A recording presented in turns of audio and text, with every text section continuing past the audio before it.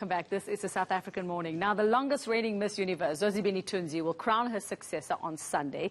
Our South African representative, Natasha Joubert, is a strong contender. Her dress is designed by none other than the very, very talented Gert-Johan Coetzee. He's joining me this morning for breakfast, and we've both given up our intermittent fast this morning.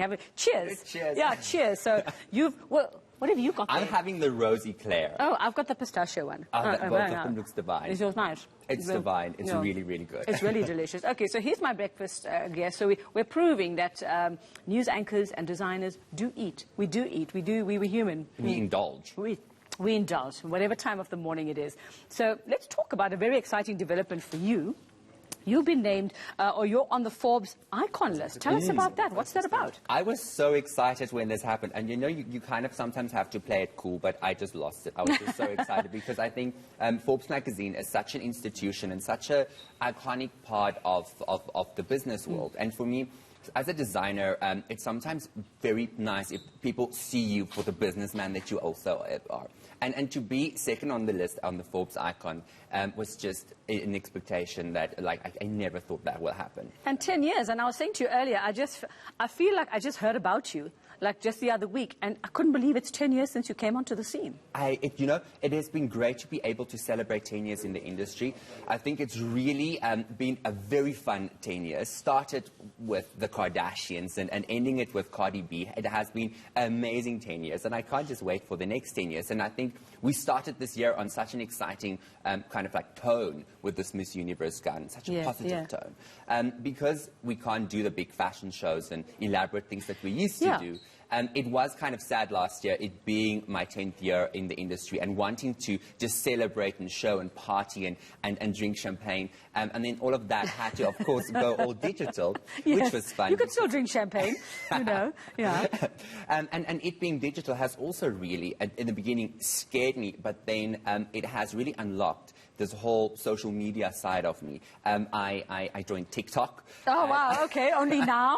Only in 2020, beginning 2020. All right. And it has really been fun just staying at home, making TikToks and just exploring that side of things. Makes you feel so young.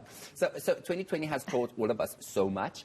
And I think one of the big lessons for me is that we can be together in a digital way and still feel good. So did you not feel like your creativity maybe took a bit of a dip during COVID-19, during lockdown, or did you find you were more creative? What happened to you in that time? You know, I think before lockdown, my life was planned every 15 minutes. It was really back to back to back.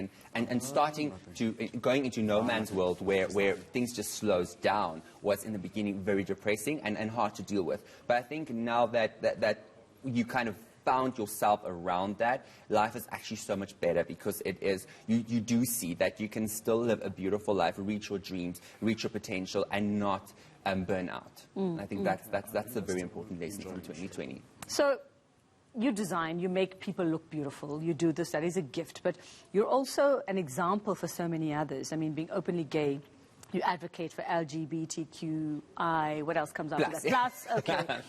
It gets added on to every year, which is great to recognize so many people. How do you exist, or how do you function on that level? I mean, you're designing, and then you're also sort of fighting for you know, still that you can't believe in 2021 you have to fight for things like that, for rights. I love using my platform as kind of a place where I can advocate for these type of rights and for all different things. I mean, I've designed collections inspired by the HIV virus. I've designed collection really for women's rights.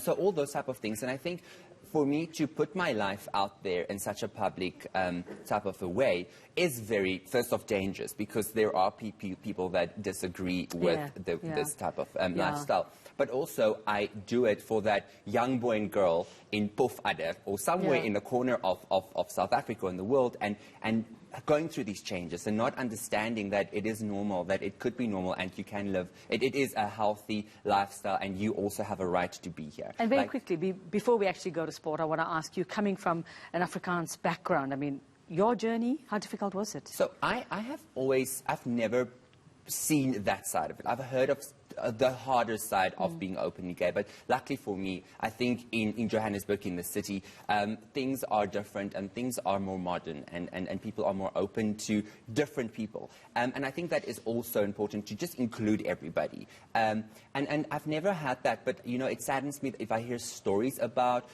people being homophobic, and that has been not great for me. And that is again why I stand up and I'm proudly gay man, and I'm proudly advocating for rights. And it's a normal thing that we have to just make normal, even for those backwards people in the back of some of these places. Well, I suppose the more we talk about it, and the more people, who have the spotlight, who have the stage, talk about it, it makes it easier for everybody else. Okay, wonderful. You can take another bite, because thankfully I've never been happier to see Arthur that we get to eat pastries. You can get on with the sport.